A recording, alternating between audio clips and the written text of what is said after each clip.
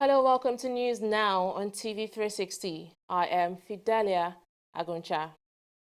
The Nigerian Army says its troops have rescued 49 civilians from Boko Haram insurgents in the country's northeastern Borno state. Spokesman of the Army's counter-insurgency operation, Colonel Onyema Nwachukwu, said the hostages were rescued in different operations. 15 terrorists were also killed during the operations, he added. Now, while 11 Boko Haram terrorists were killed in Gomaran village of southern Lake Chad Basin, 4 others were killed in northern Borno state. The Army recently launched a major operation to clear the insurgents from the Lake Chad area where they are believed to have a foothold. The Air Force has also launched a new operation codenamed Thunder Strike against the terrorists. The Nigerian government says it is still working to secure the release of the remaining Dapchi girl, Leah Sharibu. Leah is the only one of the Dapchi girls kidnapped in February that was not released by the sect. On Monday, her father appealed to the media to mount pressure on the federal government to secure the release of his daughter. But speaking with State House correspondents on Wednesday, Minister of Information Lai Mohammed assured that those involved in negotiating her release were doing so on a daily basis, however adding that the negotiation is complex and requires absolute care. The Nigerian Army says its troops has arrested some suspected pipeline vandals at Magboro, Ogun State along the Lagos-Ibadan Expressway. According to the spokesman of the 81 Division of the Nigerian Army, the vandals were arrested with 166.50-litre jerrycans loaded with refined PMS worth 8,300 litres, and 33 vehicles and 5 trucks were recovered from the suspected vandals. He also announced the arrest of 11 suspected cultists allegedly of the Eye confraternity in the Ikorodu area of Lagos State. Also arrested were 12 impostors dressed in military uniforms perpetrating various illegal acts at different locations in Lagos and Ogun State. We are getting empowered, seriously. Yes, we are getting empowered by the Chief of Army Staff. So by the time we come out like this, there will be no hiding place for any criminal. Kwara State Governor Abdul Fattah Ahmed has dismissed reports linking him to some suspected cultists in the state. The state governor raised their alarm in a statement a day after Senate President Bukola Saraki accused the Inspector General of Police, Ibrahim Idris, of plotting to implicate him in a criminal act.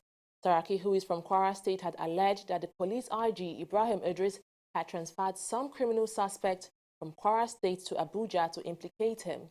The police have since confirmed the transfer of the suspect, but dismissed Saraki's allegations and also accused him of attempting to influence police investigations. Senior Special Advisor to President Buhari on Foreign Affairs and Diaspora, Abike Dabiri-Erewa, has revealed that efforts to stop the killings of Nigerians in South Africa are not yielding results. This comes days after 2 Nigerians, Francis Ochuba and Chidi Ibebwike, were killed in South Africa. Dabiri-Erewa, in a statement released by her media aide, Abdurrahman Balogun, called for a review of the early warning signals set up by the Ministers of Foreign Affairs in Nigeria and South Africa to check their attacks. She also appealed to Nigerians living in South Africa to remain calm, law-abiding, and desist from taking laws into their hands. No fewer than 118 Nigerians have been killed in South Africa in the last 2 years. A federal high court sitting in Abuja has adjourned indefinitely the trial of lawmaker representing Kogi West Senatorial District, Dino Malaye. Malaye is standing trial on charges of false information dissemination brought against him by the federal government. The lawmaker was due to appear for trial, but his counsel, Ricky Tafa, in an application, informed the court that his client was ill and currently on admission at the National Hospital in Abuja. Following his application, The trial judge then adjourned the case indefinitely, pending the recovery of the lawmaker from the sickness to stand trial. The Nigerian government had on March 1st filed a 2-count criminal charge against Malaye on allegations that he gave a false report to the police in the alleged attempt by some people to assassinate him in Kogi State. Former Vice-Chancellor of Federal University of Agriculture, Abeokuta, Olushola Oyewole, has been acquitted of an 18-count charge bordering on corruption and abuse of office brought against him by the Economic and Financial Crimes Commission, EFCC. The court, presided over by Justice Olatokunbo Majekodunmi, also discharged and acquitted former Minister of Works Adeseye Ogunlewe and the bursary of the institution, Moses Ilesomi, after she dismissed the suit for lack of merits. The trio were tried for fraud allegations brought by the anti-graft agency over the FUNAB fund. While delivering the judgment, Justice Majekodunmi held that the EFCC failed to prove all the allegations against the accused persons. There seems to be no end in sight to the negotiations between the Joint Health Sector Union JOHESU and the Nigerian government.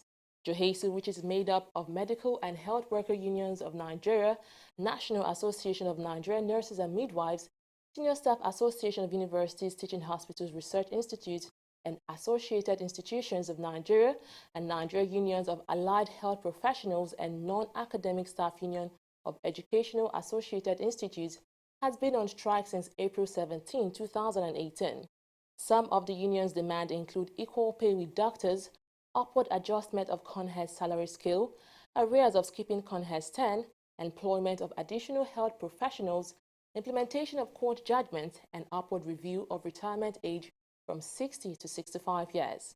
The union is now accusing top government officials of colluding with the Nigerian Medical Association to frustrate the ongoing negotiations.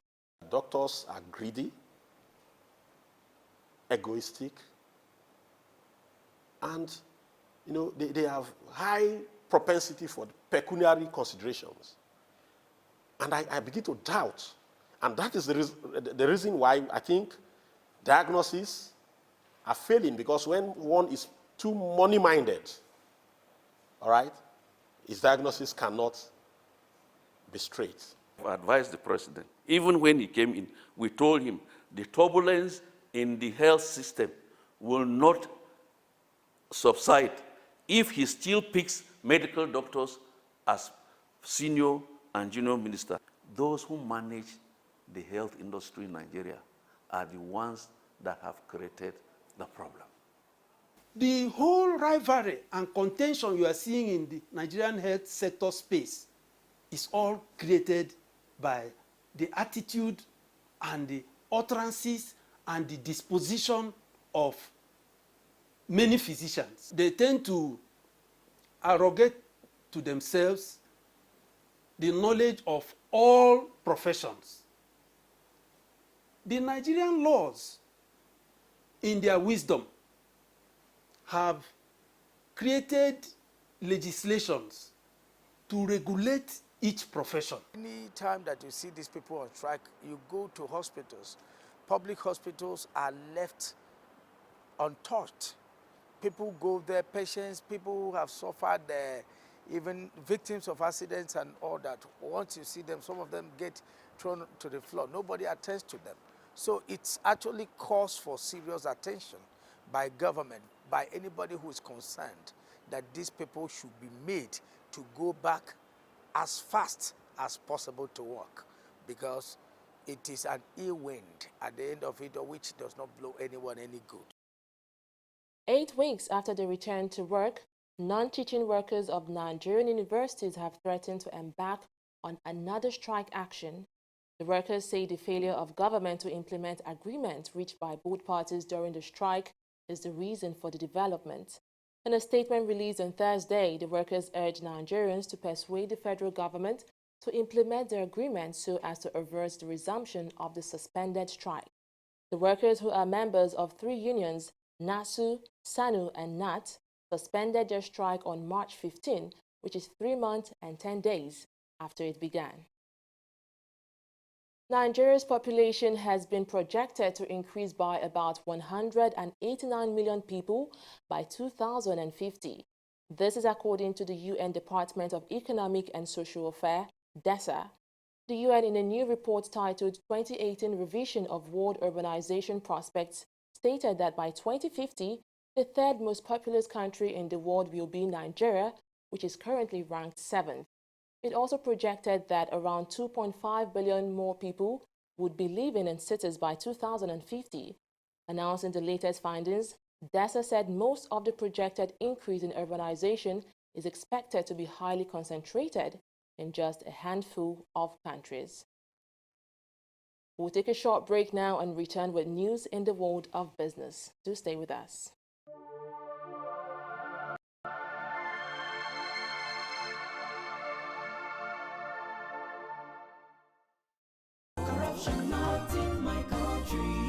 Good afternoon, sir. Good afternoon, madam. My name is Alero. I am not sick. I just need you to help put your stamp on this medical report. I want to tender it at my office as a sick leave. I'll pay 10,000 naira. Ma'am, that is impersonation. I'm not a doctor. Oga, be like say this English no go pay. I go increase the money to 20,000 naira. I beg. You know, if I give you that 20,000, as you wide, so, you know, if it still help your condition more. So, you don't say you spread well. As I spread like virus, I'll be. You talk about. Come out! If person come your hospital, talk to make you give am fake medical report, make you go take collect sick leave. Talk and say no, na corruption, not in my country. Corruption not in my country. Stop corruption now.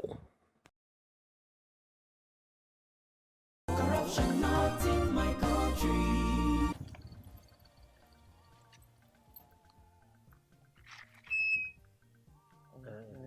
Now, yeah. Yes, Oga. Okay. Where I go come find 300 naira change? I better try look for change now. When they do business. Hey, Timmy. I did, bro. I be. I beg, give me 200 naira. Make I take sort out this guy. If let's say no get change. Take it, give us. I said 200. Give her 100 naira. Yeah. Okay, I agree to pay 200. How much you think they carry people from that place we carry on the chair? Okay. No, they touch me. Now 100 naira. He agreed to pay. Because that was what you said was the fair. Why you not go pay you? Why you they extort your customer? You see this corruption, what would they hear for news? They see for people everywhere. Now be this.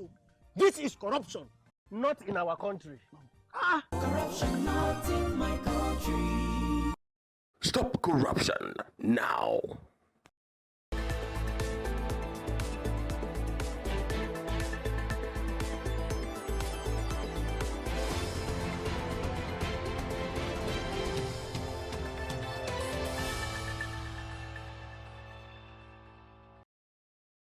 I am Esther Vese. Welcome to Business News.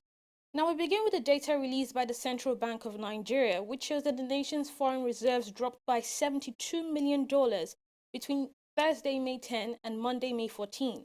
The reserves, which stood at $39.3 billion at the beginning of the year, has risen by $8.5 billion.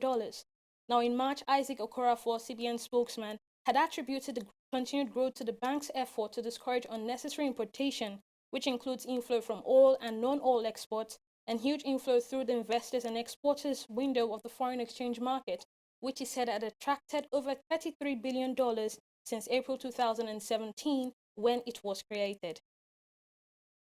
In other news, state governors have accused the Nigerian National Petroleum Corporation, NNPC, of fraudulently doubling the nation's daily petrol consumption from about 30 million to 60 million liters.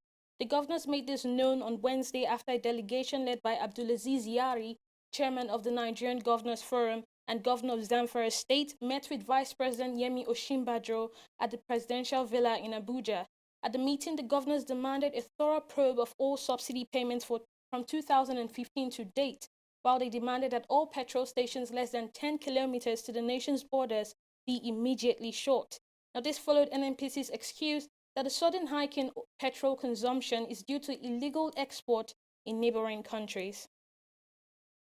Oil prices hit $80 a barrel on Thursday for the first time since November 2014. Now, this is as a result of concerns that Iranian exports could fall because of renewed U.S. sanctions against Iran. Brent crude futures reached an intraday high of $80.18 a barrel before receding to $79.67 a barrel, while U.S. West crude futures were up 41 cents at $71 a barrel. Now, U.S. President Donald Trump's decision this month to withdraw from an international nuclear deal with Iran and revive sanctions could limit crude exports from OPEC's third largest producer has boosted oil prices. Now, France's Total on Wednesday warned that it might abandon a multi-billion dollar gas project if Iran does not secure a waiver from U.S. sanctions, which casts further doubts on European-led efforts to salvage the nuclear deal. The bears return as the stock market loses over 100 billion naira, with the market capitalization closing at 14.725 trillion naira as it records a 0.83% decline in the all-share index. Now, Wanda led the gainers table with a 4.86% rise in its share price to close at 7 naira 55 kobo per share. It was followed by Flour Mills of Nigeria, who just released news of its partnership with Converter AgriScience for maize hybrid seed development in Nigeria. Also at the top of the traders table is Custodian and Allied PLC, as well as Zenith Bank. Meanwhile, Nigerian Breweries and Dangote Cement lost their spots on the winners table, declining by 3.45% and 0.80% respectively. They are joined by Cement Company of Northern Nigeria and Stanbic IBTC as top 4 losers. On the top traders table, the shares of Zenith Bank, Access Bank, First City Monument Bank, and Niger Insurance were most patronized by investors. The total turnover of shares for today's session was worth 7.567 billion naira in 3,502 deals. That's business news tonight. Thank you for watching. We will be right back after this break. Stay with us.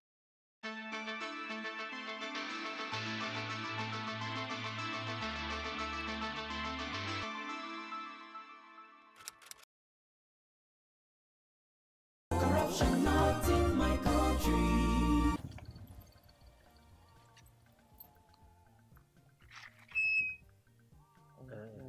Now, yeah. Yes, Oga. Okay. Where I go come find 300 naira change? I better try look for change now. When they do business. Hey, Timmy. I did, bro. I be. I beg, give me 200 naira. Make I take sort out this guy. Blessing no get change. Take it, give us. I said 200. Give her 100 naira. Yeah. Okay, I agreed to pay 200 naira. How much you think they carry people from that place we carry on the chair? Okay. No, they touch me. Now 100 naira. He agreed to pay. Because that was what you said was the fair. Why you not go pay you? Why you they extort your customer? You see this corruption, what would they hear for news? They see for people everywhere. Now be this so. This is corruption, not in our country. Corruption not in my country. Stop corruption now. Welcome back. Egypt's military says its troops' police forces have killed 19 militants in an exchange of gunfire. A statement from the military also revealed 20 militants were arrested in a continuing crackdown in Sinai. Security forces launched a large-scale security operation in February to crush militants who have waged an insurgency that has killed hundreds of security forces and people over many years. The statement said the militants were killed over the past few days. That brings the total of those killed since the beginning of the operation to at least 296, including 35 military personnel. The UN World Health Organization will convene an emergency meeting on Friday to consider the international risk of an Ebola outbreak in the Democratic Republic of Congo. The expert committee will decide whether to declare a public health emergency of international concern, which would trigger more international involvement, mobilizing research and resources. Emergency committees have been set up to advise on past outbreaks such as the 2016 Zika epidemic in Latin America and the huge West Africa Ebola outbreak that killed at least 11,300 people in Guinea, Sierra Leone, and Liberia from 2014 to 2016. The Super Eagles of Nigeria have maintained their 47th position in the latest world ranking released on Thursday. This is the latest ranking ahead of the 2018 World Cup, which starts next month. The Eagles are in Group D of that tournament alongside Argentina, Croatia, and Iceland. There was also no movement from any of the opponents on the ranking. Italy legend Gianluigi Buffon has announced he will leave Juventus at the end of the season. The 40-year-old did not, however, announce if he will retire from football. He has previously hinted that he will retire by the end of the season, but did not disclose this on Thursday. Buffon, who retired from Italy duty in November 2017, represented his country a record 175 times and has made well over 500 appearances for Juventus. He was part of the Italian side that won the World Cup in 2006 and captained the Azzurri to the European Championship final in 2012. English champions Manchester City's record-breaking campaign earned them £149.4 million from the Premier League, but they were just beaten by rivals Manchester United in the earnings table. United, who finished second in the league, received £149.7 million as they had 2 more games televised than City during the campaign. Liverpool, Tottenham Hotspur, Chelsea and Arsenal were the only other clubs to earn more than £140 million. West Bromwich Albion, who were relegated to the Champions' second tier after finishing last, received £94.7 million. Well, that's all on News Now. Thanks for watching. I am Fidelia Aguncha.